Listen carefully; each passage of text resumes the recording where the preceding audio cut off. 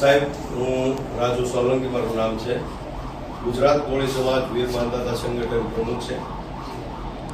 અહીંયા જે આગેવાનો આવ્યા છે સમગ્ર ગુજરાતની અંદરથી કોળી અને ઠાકોર સમાજના આગેવાનો છે. ખાસ કરીને અમારી રજૂઆત સાહેબ એ છે કે જે રીતે તારીખ 23ના રોજ સુરેશભાઈ નામના યુવાન પત્રકાર કોળી સમાજના પત્રકાર સાથે પોલીસ દ્વારા જે દમન ગુજારવામાં આવ્યું, એને અસહ્ય પીડા આપવામાં આવી, જે હેવાનો ન કરી શકે એવું કૃત્ય એમના સાથે કરવામાં આવ્યું. ડીસીપી જગદીશ પાંગરવાની મારફત સાહેબ આ જે કૃત્ય છે એ ખૂબ જ બેરહેમીથી આ યુવાન સાથે કરવામાં આવ્યું.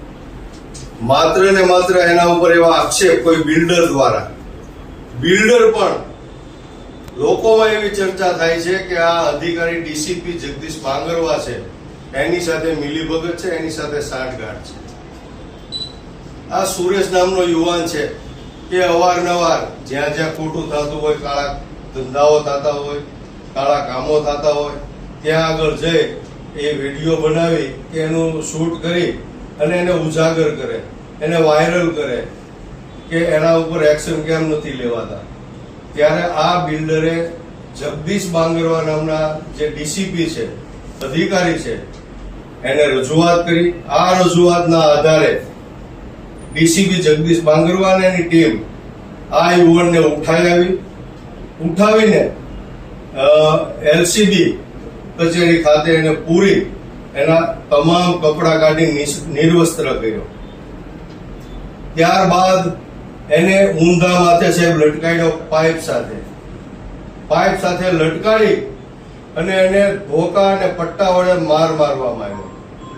માર્યા પછી આનાથી એને સંતોષ ન થયો હોય, જે અતિ વિકૃત માનસિકતા ધરાવતો આ વ્યક્તિ છે, એણે પેટ્રોલ મગાવી. અત્યારે આ દેશની અંદર, ગુજરાતની અંદર પેટ્રોલની અછત છે.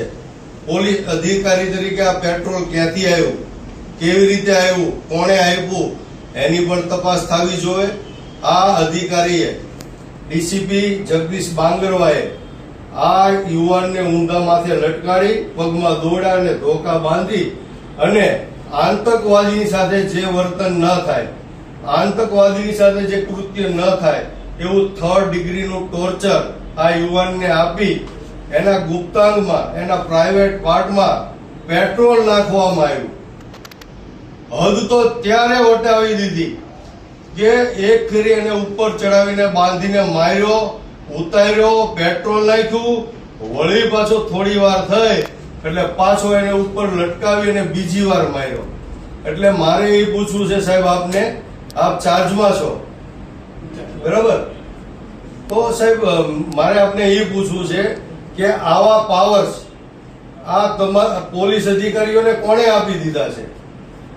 કદાચ એ ગુનેગાર હોય, કદાચ એને કઈ ગુનો કર્યો હોય, કદાચ એને કોઈની પાસે પૈસાની લેતી દેતી કરી હોય, તો મારે એ કહેવું છે ગુજરાતની અંદર 80% પોલીસ અધિકારીઓ, 80% નેતાઓ અને અધિકારીઓ, સરકારી અધિકારીઓ, મોટા ભાગના લોકો ઘણી વખત, અસંખ્ય વખત લાંચ લેતા પકડાયા છે, હપ્તા લેતા પકડાયા છે બરાબર? તો એને કેમ આવું એની સાથે કૃત્ય કેમ કરવામાં આવ્યો? આ સુરેશ નામનો વ્યક્તિ છે, એ ગરીબ પરિવારનો છે, પછાત પરિવારનો છે, કોળી અને ઠાકોર સમાજના પરિવારનો દીકરો છે. તો આના સાથે આવું કૃત્ય કેમ? તમને જરા કે શરમ નથી, બીક નથી? ખાખી વર્દી પહેરી લીધી એટલે આપણા બાપુજીની આ પેઢી થઈ ગઈ છે. તમે કાયદાની ઉપરવટ જઈ અને તમે કાયદાની ઉપરવટ જઈને આવા કૃત્ય કરો, રાક્ષસ ન કરે એવા કૃત્ય તમે કરો. એટલા માટે ખાસ કરીને બીજું કે આ સુરેશ સાથે જે ઘટના ઘટીને, આવી ઘટના અસંખ્ય લોકો સાથે ઘટી છે, આવી અમારા પાસે માહિતી આવી છે. આની પણ યોગ્ય તપાસ થવી જોઈએ, ઝીણવટભરી તપાસ થવી જોઈએ, નિષ્પક્ષ તપાસ થવી જોઈએ. એસઆઈટી અને ઉચ્ચ અધિકારીઓ દ્વારા આ તપાસ થવી જોઈએ એવી અમારી માંગણી છે. બીજું કે આ અધિકારી છે એણે જે કૃત્ય કર્યું છે એ ખરેખર માનવ જાત માટે શર્મસાર છે, ખૂબ જ કલંકિત છે. પોલીસ ડિપાર્ટમેન્ટને કલંકિત કરી એવી ઘટના છે. અને 100% આ જે પોલીસ અધિકારી જગદીશ બાંગરવા છે એની શારીરિક તપાસ પણ થવી જોઈએ, કારણ કે એ વિકૃત માઇન્ડનો વ્યક્તિ હોય એવું દેખાઈ આવે છે. કારણ કે અવારનવાર આના ઉપર આવા આક્ષેપો થયેલા છે. અને જો આ વ્યક્તિ જે સુરેશની સાથે આ કૃત્ય થયું છે એ સાબિત થાય તો એના ઉપર એફઆઈઆર દાખલ કરવામાં આવે અને તાત્કાલિક ધોરણે એ ભાઈને આ અધિકારીને જેલના સળિયાની પાછળ ધકેલવામાં આવે અને કાયમ માટે એને પોલીસ ડિપાર્ટમેન્ટમાંથી ડિસમિસ કરવામાં આવે અને એના વર્દી પટ્ટા ઉતારવામાં આવે એવી અમારી કોળી અને ઠાકોર સમાજની ઉગ્ર માંગ છે. અન્યથા જો 8 દિવસની અંદર અમારી માંગણી પૂરી નહીં થાય તો આવનારા દિવસોમાં સમગ્ર ગુજરાતનો કોળી સમાજ ગાંધી ચિંધ્યા માર્ગે અને જરૂર પડે તો રસ્તા ઉપર આવવા માટે પણ મજબૂર થશે સાહેબ. તો મારે આપને પૂછવું છે સાહેબ કે પોલીસ તરીકે આ કૃત્ય જો થયું હોય તો એ યોગ્ય છે કે નહીં? નહીં, આ કૃત્ય જે થયું છે એના પ્રાઇવેટ પાર્ટની અંદર પેટ્રોલ નાખવાનો કઈ કાયદો છે? ક્યાંય તમારા કાયદામાં લખેલું છે? પણ તપાસનો વિષય તો કેટલી તપાસ, હજી સુધી એની ફરિયાદ નથી લેવામાં આવી, એફઆઈઆર લેવામાં નથી આવી.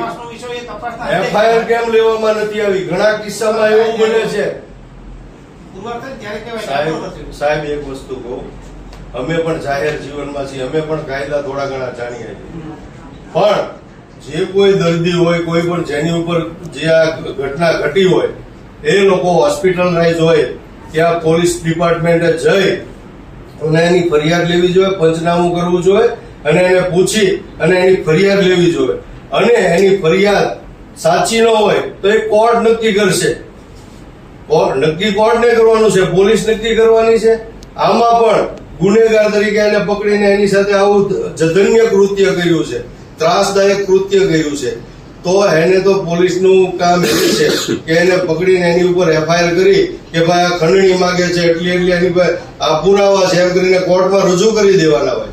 એના બદલે તમે જજ છો, તમે કોર્ટ છો, તમે હાઈકોર્ટ છો, સુપ્રીમ કોર્ટ છો, તમે તમારી કસ્ટડીમાં લાવી અને એને ઢોરને ન મારી શકાય એવી રીતે તમે ઢોર મારો, એની સાથે અમાનવી કૃત્ય કરો. કેટલી હદે આ તમને કોઈ શરમજનક બાબત છે. જાડેજા સાહેબ, ગુનો શું હતો સુરેશભાઈ? તમારી જે રજૂઆત સીધી છે મને આપી દો. આપણે ખ્યાલ હોય 151 જે તમે લગાવી છે બરાબર, એ ગુનામાં આવડી મોટી અટકાયત ને આવડું મોટું ટોર્ચર થાય? 151 અટકાયત માટે હોય હા, ટોર્ચરનો તમારો વાત જે છે એ તો તપાસનો વિષય છે. ખરેખર થયું કે નથી થયું સાહેબ, એ તો તમને એમ તો તપાસનો વિષય છે તો ડાયરેક્ટ એની હારે આ ટોર્ચરિંગ કેમ કરવામાં આવ્યું? ટોર્ચરિંગ થયું છે કે નહીં એ તપાસનો વિષય છે. ખોટું બોલે છે, પોતે હોસ્પિટલાઇઝ છે, આટલા દિવસથી હાલે છે, તોય તમે પગ ભાંગી ગયો છે તોય માનવા તૈયાર નથી. એમ તપાસ એટલે સાહેબ તમે છે ને માનવતા રાખજો. પોલીસની અંદર માનવતા હોવી જોઈએ. માત્ર ને માત્ર તમે કોઈ અધિકારીને બચાવવાના પ્રયત્ન નહીં કરતા, કારણ કે જે સત્ય છે એ સત્ય જ છે. બરાબર, આ યુવાન છે, 50 સમાજનો છે, સમાનતા હોવી જોઈએ. સત્ય હોય સત્ય જ રહેવાનું. હા, અને હર્ષભાઈ સંઘવી તમારા જે ગૃહમંત્રી છે અવારનવાર સ્ટેજ ઉપરથી મંચ ઉપરથી જાહેરમાં બોલે છે કે ચમરબંધીઓને છોડવામાં નહીં આવે. તો અત્યારે દાખલો બેસાડો, તમારામાં તાકાત હોય તો અહીંયા બહાદુરી બતાડો. બધાના વરઘોડા કાઢો છો, આ જગદીશ બાંગરનો વરઘોડો કાઢો. કેમ ત્યાં કઈ ફરિયાદે લેતા નથી? ગરીબ પરિવારનો છે એટલે, 50 સમાજનો છે એટલે. કાયદો તમામ માટે સમાનતા હોવી જોઈએ. આ દેશની અંદર સમાનતા ધારો છે, બરાબર. આ દેશના તમામ નાગરિક માટે કાયદો સમાન છે.